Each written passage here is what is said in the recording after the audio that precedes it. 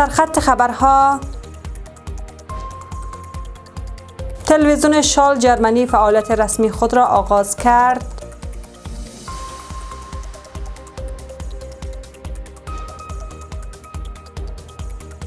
افغانستان و ایران بر گسترش همکاری‌های اقتصادی و تجاری تاکید کردند.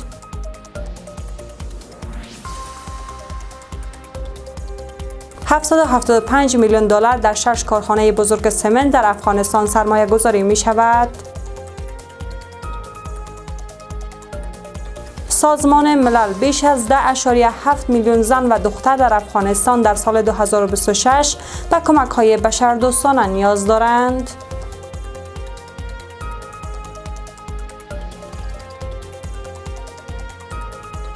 مأموریت ائتلاف بین‌المللی در عراق در 30 سپتامبر 2026 پایان می‌یابد.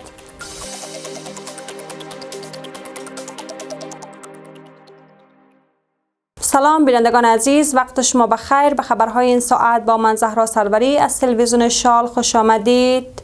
بر اساس گزارش‌ها تلویزیون شال در جرمنی از سوی گروه او میدیا به تازگی فعالیت خود را آغاز کرده است و برنامه‌های خود را به زبان‌های پشتو، دری و جرمنی نشر خواهد کرد. مسئولان این گروه گفتند که آنان با همکاری خبرنگاران و کارمندان مسلکی خود خبرهای دقیق و موثق و ویژه در مورد جرمنی و اروپا را به خوانندگان و بینندگان ارائه خواهند کرد. شماری از افغان‌های مقیم اروپا از آغاز فعالیت این تلویزیون استقبال کرده و ابراز خرسندی کرده اند که برای نخستین بار در جرمنی یک تلویزیون افغان به گونه رسمی برای افغان‌ها و به زبان‌های خودشان فعالیتش را آغاز می‌کند. زلمای اتل، خبرنگار افغان در جرمنی، می‌گوید از طریق تلویزیون شال زندگی، دستاوردها و مشکلات افغان‌های مقیم اروپا بازتاب داده خواهد شد. این کار نه تنها باعث می‌شود فرزندان ما به زبان‌های ملی خود نزدیک باقی بمانند، بلکه می‌تواند در زندگی ما نیز تغییرات مثبت ایجاد کند و یک اقدام ارزشمند است. بر اساس معلومات ارائه شده، ترویج آزادی بیان، حمایت از حقوق برابر، دفاع از حق کار و آموزش زنان و کمک به ادغام بهتر افغان‌ها در جامعه میزبان از اهداف اصلی تلویزیون شال عنوان شده است. اتاق مشترک تجارت و سرمایه گذاری افغانستان و ایران اعلام کرده است که با حضور نوری‌الدین عزیزی وزیر صنعت و تجارت حکومت طالبان و غلامرضا نوری قزلجه وزیر جهاد کشاورزی ایران کنفرانس توسعه روابط تجاری میان دو کشور برگزار شده است. این اتاق میگوید دو طرف درباره افزایش تجارت و سرمایه گذاری، تسهیل ترانزیت و حمل و نقل، صدور ویزا برای بازرگانان، کاهش هزینه‌های تجاری و تسهیل مبادلات مالی گفتگو کرده اند. عزیزی گفته است همکاری اقتصادی میان افغانستان و ایران می تواند افزون بر دو کشور اقتصاد منطقه را نیز تقویت کند. از سوی دیگر وزیر جهاد کشاورزی ایران گفته است که این کشور می خواهد روابط اقتصادی خود با افغانستان را بیشتر گسترش و تقویت کند و زمینه فعالیت‌های مشترک بخش خصوصی دو کشور را فراهم سازد. در بدخشان درگیری شدید میان هواداران جمعه خان فاتح فرمانده محلی و نیروهای طالبان رخ داده است. یک منبع حکومت طالبان به تلویزیون شال گفته است که شام گذشته در ولسوالی نوسه بدخشان در درگیری میان هواداران جمعه خان فاتح و نیروهای امنیتی حکومت طالبان دست کم یک عضو طالبان کشته و 2 تن دیگر زخمی شده اند. این منبع ادعا کرده است که در این درگیری دست کم 10 تن از هواداران جمعه خان فاتح کشته و شمار دیگر زخمی شده اند. بر اساس گزارش‌ها درگیری زمانی رخ داده است که نیروهای قطعه ویژه حکومت طالبان که بیشتر آنان از مناطق بیرون بدخشان به این منطقه فرستاده شده بودند، قصد داشتند افراد مرتبط با جمعه خان فاتح را تلاشی و مورد پرسش قرار دهند. ولسوالی نوسی مرکز اصلی فعالیت جمعه خان فاتح دانسته می شود و هواداران و افراد مسلح او در همین ولسوالی فعالیت دارند. جمعه خان فاتح یکی از فرماندهان محلی طالبان است که پس از برکناری از وظیفه گزارش‌های زیادی درباره اختلافات او با برخی مقام‌های محلی طالبان منتشر شده است. وزارت معادن و پترولیم اعلام کرده است که در حال حاضر $775 میلیون در 6 کارخانه بزرگ سمنت در ولایت‌های مختلف کشور سرمایه گذاری می شود.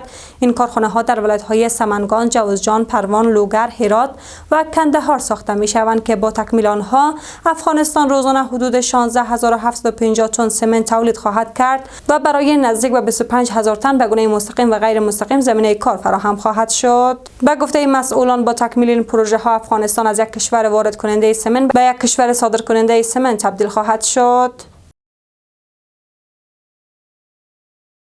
هیئت معاونت سازمان ملل متحد در افغانستان یا یونما به مناسبت پنجمین سالگرد بازگشت طالبان به قدرت در اعلامیه گفته است که افغانستان در این مدت شاهد بهبود وضعیت امنیتی و کاهش جنگ‌ها بوده است. یونما ممنوعیت کشت کوکنار، ایجاد فرصت‌ها برای بازسازی، توسعه و همکاری‌های اقتصادی منطقه‌ای را از تغییرات مثبت این دوره دانسته است، اما این سازمان محدودیت‌ها بر زنان و دختران و نگرانی‌های مرتبط با تروریسم را از چالش‌های مهم در برابر ثبات درازمدت افغانستان دانسته و خواستار رسیدگی به این موضوعات شده است. یونما جامعه جهانی نیز خواسته است که تعامل خود با افغانستان را ادامه دهد و از روند توسعه و بهبود درازمدت این کشور حمایت کند.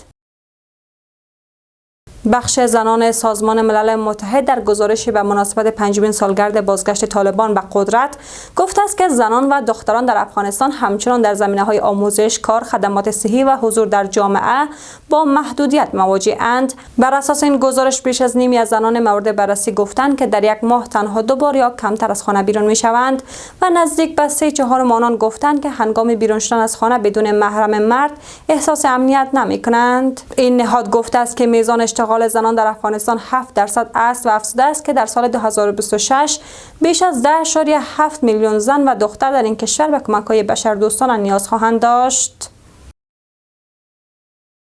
سازمان ملل متحد بر آزادی 2 کارمند یونما در هرات تاکید کرده است. فرهان حق، معاون سخنگوی دبیرکل سازمان ملل متحد، میگوید که در 9 آگوست 2 کارمند افغان هیئت معاونت سازمان ملل متحد در افغانستان یا یونما در شهر هرات بازداشت شده‌اند. او میگوید که تاکنون سازمان ملل متحد درباره دلیل بازداشت این 2 تن معلوماتی دریافت نکرده و اجازه ملاقات با آنان نیز داده نشده است. او از حکومت طالبان خواسته است که این کارمندان را هر چه زودتر آزاد کند. عباس عراقچی وزیر امور خارجه ایران اظهارات اخیر فرانسه درباره حقوق بشر را محکوم کرده است. عراقچی از فرانسه و دیگر کشورهای غربی انتقاد کرده که اقدامات تهران در برابر اعتراضها در ایران را محکوم می‌کنند، اما در برابر جنگ اسرائیل در خاورمیانه و نقض حقوق بشر اقدام عملی انجام نمی‌دهند. عراقچی امروز پنجشنبه در شبکه اکس نوشته است: کشورهای مانند فرانسه باید از درس دادن به جهان درباره حقوق بشر و قوانین بین‌المللی دست بردارند. این مایه شرمساری است. او افزوده است: حمایت شما از نسل‌کشی اسرائیل در غزه و حملات به ایران هر گونه برتری اخلاقی را که فکر می‌کنید دارید از بین برده است. اظهارات عراقچی پس از آن مطرح شده است که فرانسه روز چهارشنبه تایید کرد که اتحادیه اروپا و 20 کشور دیگر در یک اعلامیه مشترک اقدامات ایران به دلیل اعدام معترضان را محکوم کرده اند. در این اعلامیه از تهران خواسته شده است که برای تضمین رعایت حقوق بشر گام‌های معنادار بردارد، استفاده از مجازات اعدام را پایان دهد و افرادی را که به گونه خودسرانه بازداشت شده‌اند آزاد کند. مأموریت ائتلاف بین‌المللی در عراق در 30 سپتامبر سال آینده میلادی پایان می‌یابد. شورای وزیران امنیت ملی عراق اعلام کرده است که مأموریت ائتلاف بین‌المللی در این کشور در 30 سپتامبر 2026 پایان خواهد یافت و این تاریخ نهایی و غیر قابل تغییر است. بر اساس گزارش‌ها مقام‌های آمریکایی نیز انتظار دارند که روند خروج نیروهای آمریکایی تا همین تاریخ تکمیل شود. مقام‌های عراقی گفتند که پس از آن رهبری عملیات مبارزه با تروریسم بر عهده نیروهای امنیتی عراق، نیروهای پیشمرگه و نهادهای امنیتی اقلیم کردستان خواهد بود. حکومت عراق تاکید کرده است که پایان مأموریت ائتلاف بین‌المللی مرحله مهمی در انتقال کامل مسئولیت‌های امنیتی است. بر اساس گزارش‌ها کارولین لویت، سخنگوی مطبوعاتی کاخ سفید، قرار است تا پایان ماه جاری میلادی از سمت خود استعفا دهد. لویت چند ماه پیش پس از تولد دومین فرزندش به رخصتی زایمان رفته بود و در ماه جولای دوباره به اتاق جلسات خبری کاخ سفید بازگشت. دونالد ترامپ رئیس جمهور آمریکا گفته است که لویت می‌خواهد زمان بیشتری را با خانواده‌اش سپری کند، اما روابط خود را با دولت به عنوان مشاور و حامی بیرونی حفظ خواهد کرد. او جوانترین سخنگوی کاخ سفید در تاریخ آمریکا دانسته می شود. سپاس بینندگان عزیز از توجهتان. وقتتان خوش. خدا نگهدار.